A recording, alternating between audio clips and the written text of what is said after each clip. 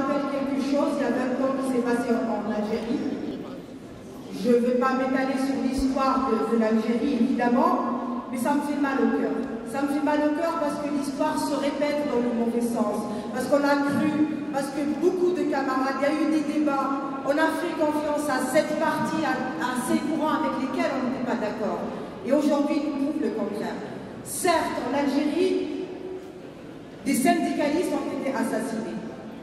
Le représentant de l'UGTA a été assassiné. Certes, l'UGTA n'est pas l'UGTT. Certes, l'UGTA, c'était l'appendice du pouvoir algérien. Mais les militants syndicalistes de base, et qui étaient nombreux, n'étaient pas forcément sur la même ligne que la centrale de l'UGTA, et pourtant ils ont été laminés. Je vais juste terminer, c'est pas vraiment pour démoraliser. Je voulais juste dire, quand même, il y a les ennemis de la classe ouvrière et les amis de la classe ouvrière. Et c'est pas parce qu'ils ont été élus par le peuple que ce soit les amis de la classe ouvrière. Et c'est pas parce que c'est des anti-impérialistes, parce que leur anti-impérialisme n'est pas le nôtre. Leur anti-impérialisme, il est moral. Il est Satan. Nous, notre anti-impérialisme, c'est que tous les ouvriers du monde, que ce soit au Chili, que ce soit en Tunisie, que ce soit en Algérie, aient des droits et qu'il y ait de la justice sociale, au nom de la justice sociale, pas au nom de la morale. Et c'est pour ça, ces gens, on ne peut pas être d'accord avec eux. Parce que l'anti-impérialisme, il a un nom, c'est la classe ouvrière, et elle est ici, on la combat. Ça s'appelle Sarkozy, ça s'appelle Le Pen, et alors ailleurs, elle a un autre nom. Nous, on est pour la justice sociale, ici, aujourd'hui, pas à l'au-delà. Et aujourd'hui, j'espère que l'UGTT se battra et continuera à se battre pour que ces valeurs persistent. Parce que si l'UGTT gagne en Tunisie, si tout le monde arabe, tout ce courant sera déstabilisé dans le monde arabe, et on a besoin de l'UGTT aujourd'hui plus que jamais. Merci, nous sommes solidaires avec nos amis algériens, nos camarades algériens dans le but pour la démocratie. Je signale. Chers amis, chers camarades, je vous apporte d'abord le salut chaleureux et fraternel du candidat du Front de gauche à l'élection présidentielle, Jean-Luc Mélenchon.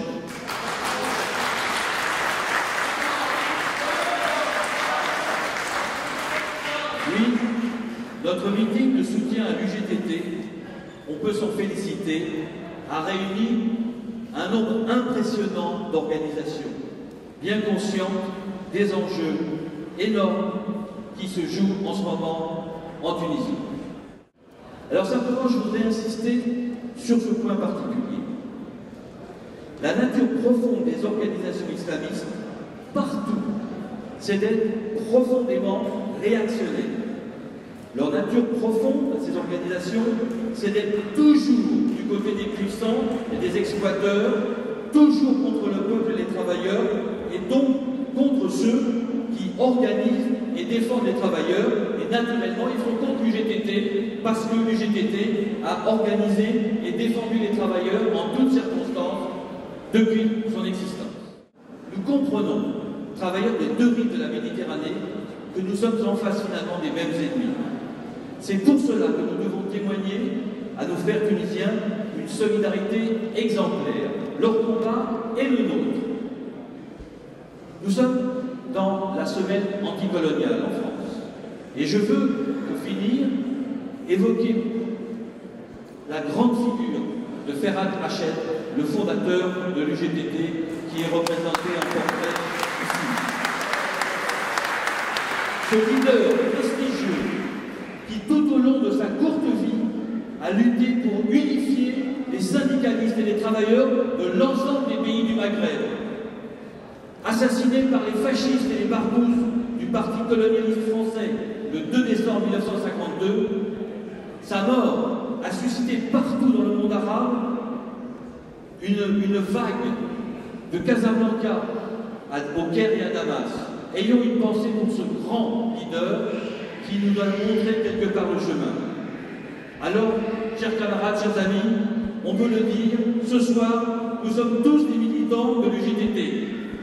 Et on peut reprendre un slogan qui a déjà, en changeant juste un peu, été prononcé dans cette salle il y a un an. les salafistes d'or. Tunisie, libre. Salafi, à la barra. Tunis, hora, hora.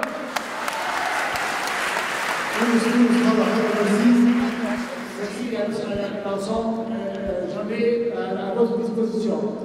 Ce collectif, donc, c'est une œuvre pour essayer de collecter de l'argent et de l'envoyer à destination pour que ça arrive. C'est un travail, c'est une initiative citoyenne. Il est ouvert à tous et à toutes. Actuellement, en termes de permanence dans l'espace de famille à Aubervilliers, mais on a réussi à ouvrir des permanences dans le consulat. Je vous invite à retenir la date du 25 mars. La date du 25 mars prochain, nous allons essayer de créer un événement musical, un événement artistique, mais un événement social et un événement de solidarité pour qu'on se réunisse tous et qu'on contribue tous, selon nos propres moyens, à cette solidarité.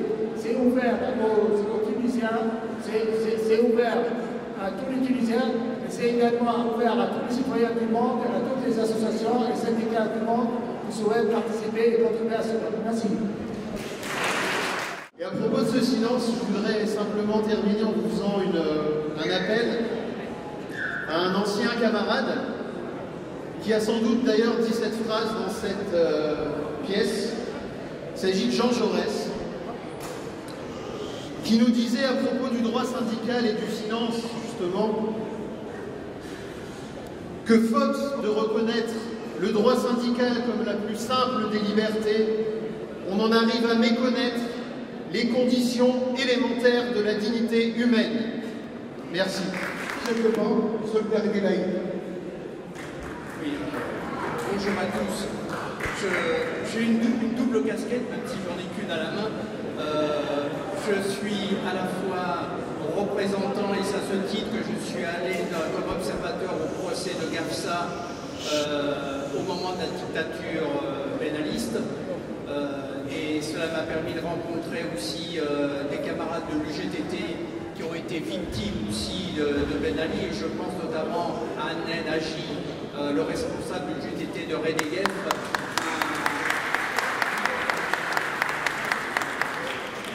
Un fameux militant, quelqu'un qu'on ne peut pas oublier une fois qu'on l'a rencontré. Il est inadmissible de s'attaquer à l'UGTT. Il est inadmissible de remettre en cause la place qu'elle a autour de la table de négociation pour la construction d'un vrai pacte tunisien.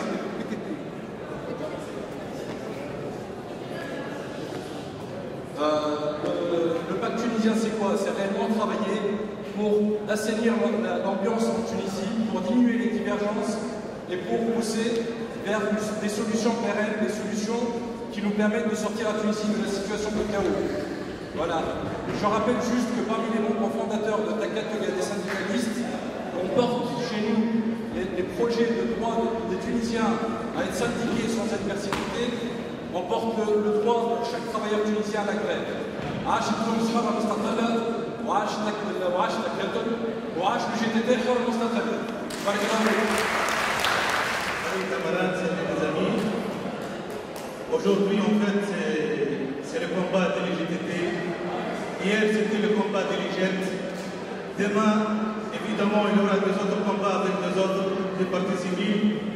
Pour nous, au PCOT, nous étions toujours en avant-garde avec l'UGTT, avec les militants de l'UGTT. On a défendu tous les droits légitimes de la classe populaire et pour nous, tant que le combat ça va continuer contre cette nouvelle fasciste qui est en train de s'organiser, et nous sommes sûrs que nous amenons ce combat et le victoire ça sera pour nous tous, pour la démocratie, pour les progressistes et pour le médiévalisme. Merci. Voilà. Je suis là pour porter le soutien du patriote démocrate à l'UGTT et pour dire que les patriotes démocrates soutiennent l'UGTT, qu'elles soient en Tunisie ou à l'extérieur. Ça, c'est en premier lieu. En deuxième lieu, on a été toujours clair dès le premier jour. On a dit que la coalition tunisienne qui a fait espérer notre peuple, non seulement notre peuple, qui nous a fait rêver d'avoir une vie digne, plus de liberté, plus de démocratie, elle a fait espérer le monde arabe le monde entier. Aujourd'hui, le mouvement de contestation ici, il prend un exemple de la révolution tunisienne. Ce n'est pas une tentative timide qui s'est faite contre l'UGTT qui va plier l'UGTT. Le régime de Ben Ali était incapable de plier l'UGTT parce que l'UGTT, ses hommes, ses militants, ainsi que ses camarades de l'extérieur qui le soutiennent. L'UGTT demeurera la force principale, bien organisée en Tunisie. Merci Denis, bonsoir. C'est très difficile pour moi de parler ce soir. C'est très difficile, je vous dis sincèrement.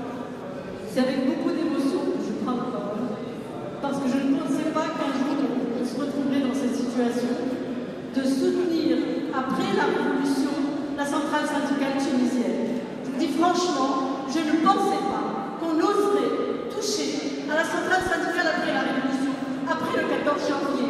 Je n'aurais jamais imaginé que ceux qui doivent leur liberté, ceux qui sont au pouvoir aujourd'hui, grâce à l'UGTT, osent toucher à la centrale et osent protester, contester quoi? Eh bien, contester son autonomie. Moi, je salue un ami qui a toujours assisté au meeting, aux réunions des Tunisiens depuis des dizaines d'années, c'est Daniel Liebenberg. Je te remercie, Daniel. Et merci voilà. Avant, permettez-moi de donner la parole à notre ami, notre camarade et le pionnier de la lutte en Tunisie, ouvrière en Tunisie, et intellectuel bien sûr, c'est notre ami Gilbert Nakash.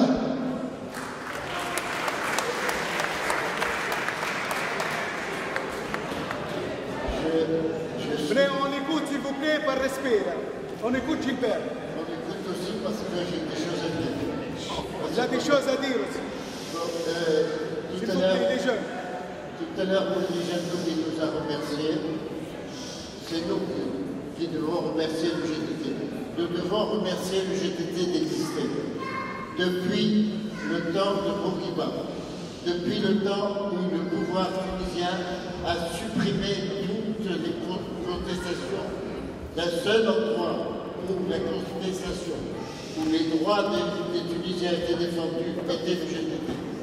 L'UGTT nous a sauvés en 1964, quand on s'est attaqué à elle au nom des coopératives, quand on a voulu la liquider et qu'elle a résisté. Elle nous a sauvés en 1968, elle nous a sauvés en 1978, elle nous a sauvés en 1985, elle nous sauve encore. Aucun pouvoir n'a jamais réussi à faire taire l'UGTT. S'en prendre à elle, c'est avouer qu'on est des étrangers à la révolution, qu'on veut simplement profiter de la révolution et qu'on a peur de cette révolution. Nous, membres de la société civile, encore une fois, nous nous regroupons autour de l'UGTT comme nous savons que l'UGTT sera derrière nous dans toutes les occasions où le peuple tunisien aura à se battre pour sa dignité et sa liberté, comme ça s'est fait le 14 janvier, comme ça se fera toujours. Merci à l'UGTT encore. Merci à Gilbert. C'est le 60e anniversaire de l'assassinat de Farhat Hached par la main rouge, par le colonialisme français. Et dans ce 60e anniversaire, un an après que le peuple tunisien se soit libéré, on attaque l'UGTT. Eh bien, tous les anticolonialistes doivent se lever pour faire front, pour défendre l'UGTT de Farhat Hached. C'est très important d'arriver à se mobiliser aux côtés de l'opinion publique tunisienne, aux côtés des travailleurs tunisiens, pour montrer que ce qui a fait que l'Union générale des travailleurs tunisiens de Tunisie a réellement construit tout le mouvement social et démocratique en Tunisie soit préservé. Aujourd'hui, il n'y a pas une seconde à perdre. Il faut arriver à défendre les acquis de la révolution tunisienne et défendre les acquis de la révolution tunisienne. c'est défendre l'UGTT.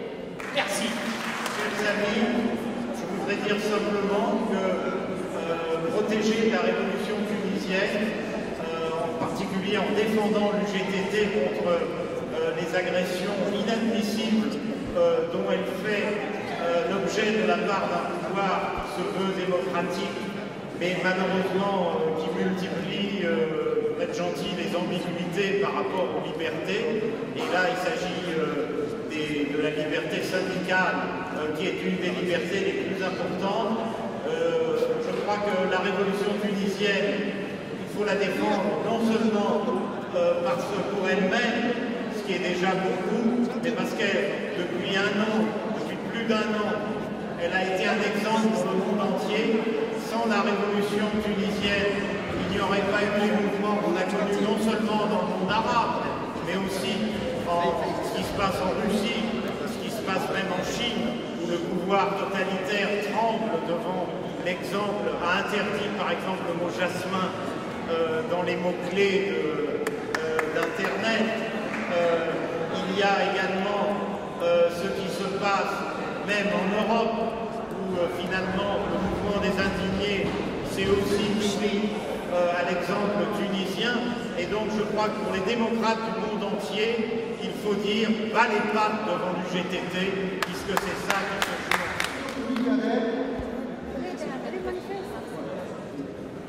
Bonsoir tout le monde, de l'association du manifeste du 20 mars France.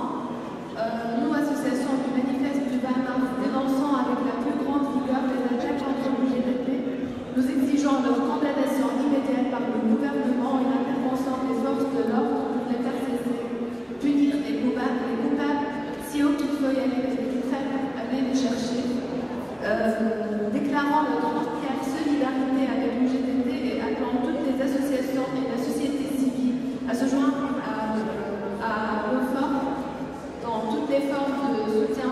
Je tiens d'abord à dire que si on est ce soir-là, c'est pour lancer un message de solidarité, un message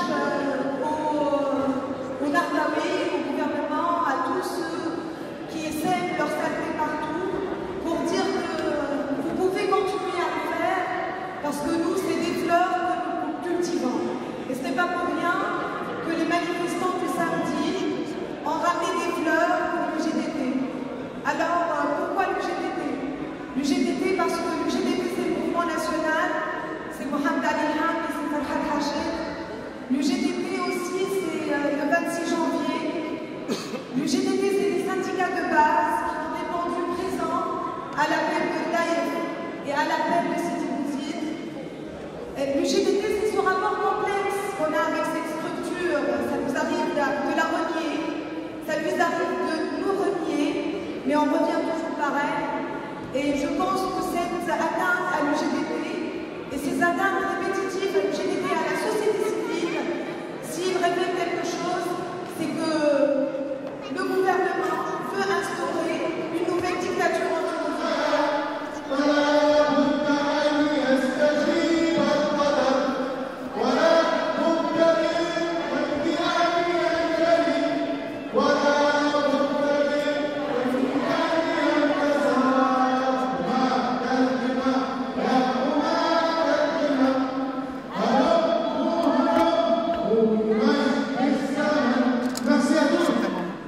De la solidarité qui vient de s'exprimer, de la solidarité avec l'UGTT, solidarité internationale vraiment, parce qu'on a vu dans ce meeting réussi, non seulement par la présence nombreuse des militants tunisiens avant tout et internationaux, c'est-à-dire nos amis maghrébins, nos amis français, mais aussi par l'expression de toutes les forces démocratiques ici en France, que ce soit forces syndicales, forces de droits de l'homme ou partis politiques, qui ont été unanimes à dénoncer ce qui s'est passé, cette agression contre une organisation enracinée dans la lutte du peuple tunisien pour la dignité, c'est l'UGTT.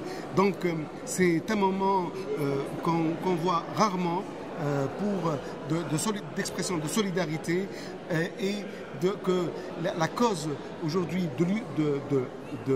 symbolisée dans le JTT, la cause de la démocratie en Tunisie, c'est une cause qui dépasse les frontières réellement et qui intéresse tous les esprits de liberté et de justice dans le monde. C'est pour cela que tous et toutes veulent que la Tunisie réussisse sa révolution, réussisse sa transition démocratique et que le JTT et le mouvement social jouent son rôle il est fait pour cela, donc on le laisse jouer son rôle.